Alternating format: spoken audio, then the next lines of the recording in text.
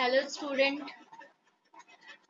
Last class में हम लोगों ने लाइफ प्रोसेस को कंटिन्यू किया था और वहाँ पे हम लोगों ने बहुत सारा पॉइंट्स डिस्कस किया था। और उस टाइम न्यूट्रिशन का डेफिनेशन आपने देखा था। फिर आपने स्टार्टिंग की बात करें तो आपने देखा था कि फोटोसिंथेसिस, ये लाइफ प्रोसेस क्या है, लाइफ प्रोसेस का बेसिक इंट्रोडक्शन देखा था। फिर हमने न्यूट्रिशन की बात की थी और न्यूट्रिशन के मोड में आपने देखा था, हम लोगों ने डिस्कस किया था autotrophic mode of nutrition. Okay, and autotrophic mode of nutrition में बेसिकली हमने फोटोसिंथेसिस के बारे में डिस्कस किया था। आज के क्लास में हम लोग न्यूट्रिशन इन एनिमल के बारे में डिस्कस करेंगे, लेकिन डिस्कस करने से पहले फिर से आपसे रिक्वेस्ट करेंगे कि प्लीज अगर आपको मेरा पुराना वीडियो अच्छा लगा हो या फिर ये वीडियो अच्छा लगे तो प्लीज चैनल को लाइक कीजिए, शेयर कीजिए और सब्सक्राइब कीजिए। ओके, यहाँ हम लोग आज के क्लास में देखेंगे न्यूट्रिशन इन एनिमल। ठीक है, तो पहले वाले क्लास में जो हम लोगों ने बात किया था, और अगर आपको याद होगा तो हम लोगों ने न्यूट्रिशन इन एनिमल्स की बात की थी। तो आपको बताया था कि एनिमल में एक स्पेशल टाइप ऑफ न्यूट्रिशन होता है। ठीक है, और उस न्यूट्रिशन को हम लोग कौन सा न्यूट्रिशन बोलते हैं? एक तो ये हेट्रोट्रॉफिक है ही, और हेट्रोट्रॉफिक में भी बेसिकली हमने देखा था कौन सा मोड ऑफ न्यूट्रिशन होता है, तो होलोजोइक मोड ऑफ न्यूट्रिशन होता है ना। तो आपका क्वेश्चन भी आता है कि एनिमल टाइप न्यूट्रिशन किसको बोलते हैं। ठीक है, तो याद रखना है, this holozoic mode of nutrition is called animal type nutrition.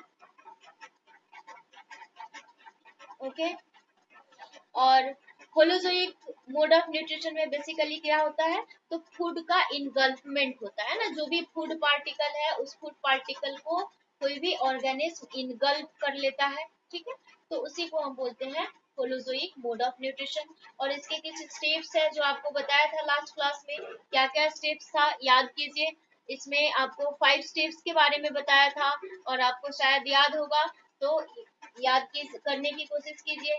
Ingestion होता है ना, डाइजेशन होता है, एब्जॉर्प्शन होता है, एसिमिलेशन होता है, और फाइनली आपने देखा क्या, इजेशन है ना। तो 2 3 4 5 प्रोसेस आपको फिर से याद करना पड़ेगा। 2 3 4 5 इसलिए बोले क्योंकि आपको 5 प्रोसेस याद करना है। फर्स्ट क्या है, इंजेशन। सेकंड क्या है, आप बोलिए, डाइजेशन, है ना। थर्ड क्या है, एब्जॉर्प्शन। फोर्थ क्या होगा, एसिमिलेशन। और फिफ्थ क्या होगा, इजेशन, है ना।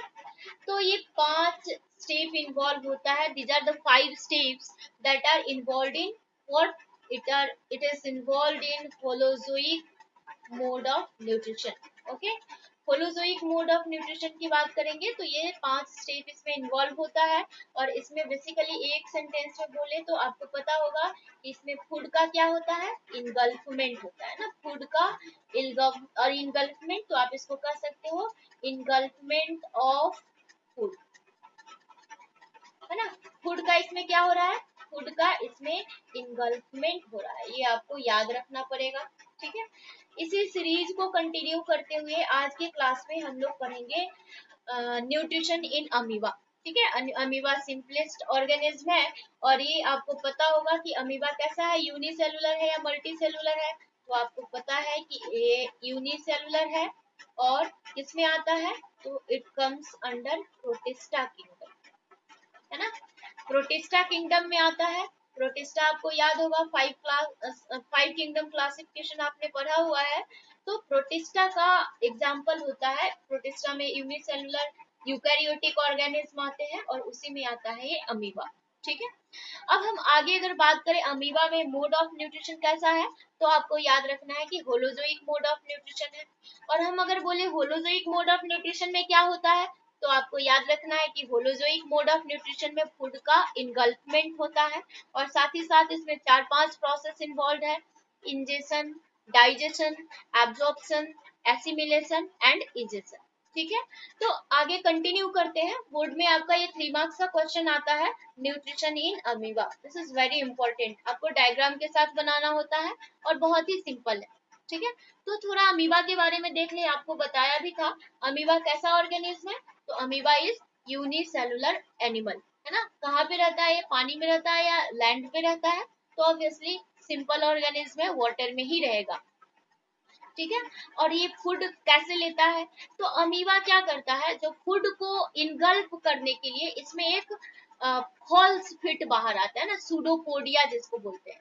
तो इसका जो प्लाज्मा मेम्ब्रेन है उसी का प्रोजेक्शन बाहर की तरफ होगा, और प्लाज्मा मेम्ब्रेन का प्रोजेक्शन जो बाहर की तरफ होता है तो ये फॉल्स फिट का फॉर्मेशन करता है, जिसे हम कहते हैं सूडोपोडिया, ठीक है।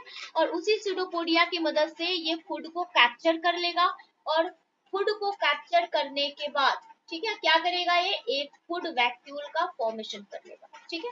और फूड वैक्यूल के अंदर क्या होगा, फूड का डाइजेशन होगा। आपसे पूछेगा कि अमीबा में डाइजेशन कहाँ पे होगा, तो आपका आंसर क्या होगा, digestion in amoeba take place in food vacuole, ठीक है।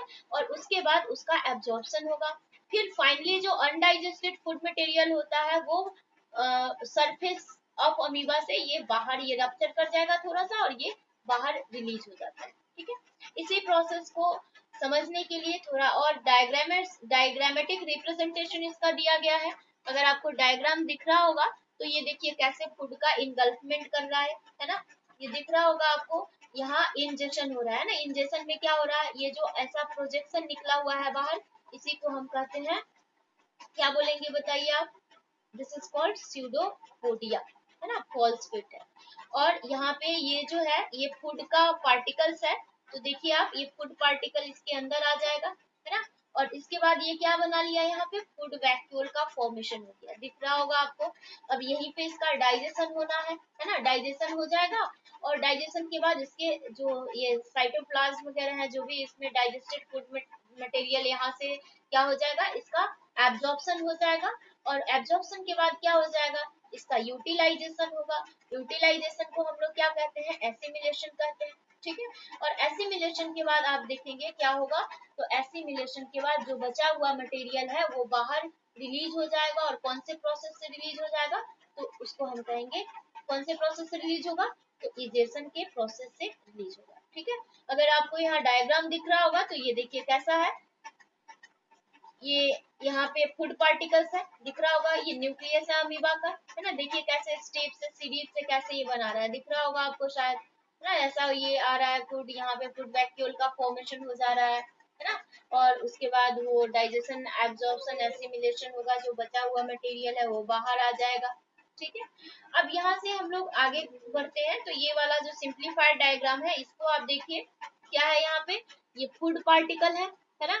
फूड पार्टिकल को क्या कर रहा है, ये यहाँ पे इनगल्फ कर ले रहा है ना।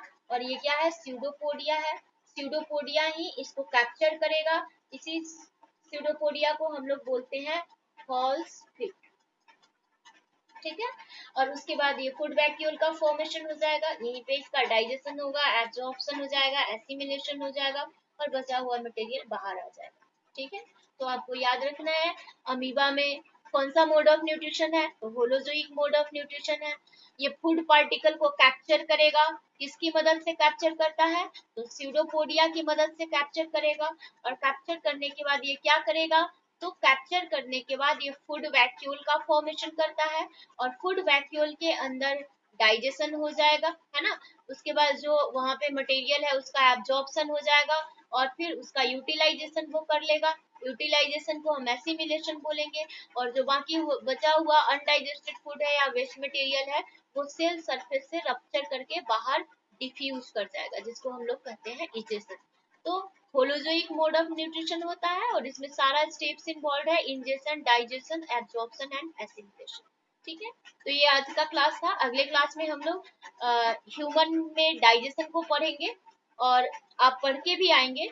और काइंडली अगर ये वीडियो आपको अच्छा लगा तो प्लीज चैनल को शेयर कीजिए और सब्सक्राइब कीजिए, ताकि आपको हर वीडियो यहाँ आसानी से अवेलेबल हो जाए, आपको कहीं जाने की जरूरत ना पड़े, ठीक है। अगले क्लास में मिलते हैं, तब तक के लिए thank you, bye, take care.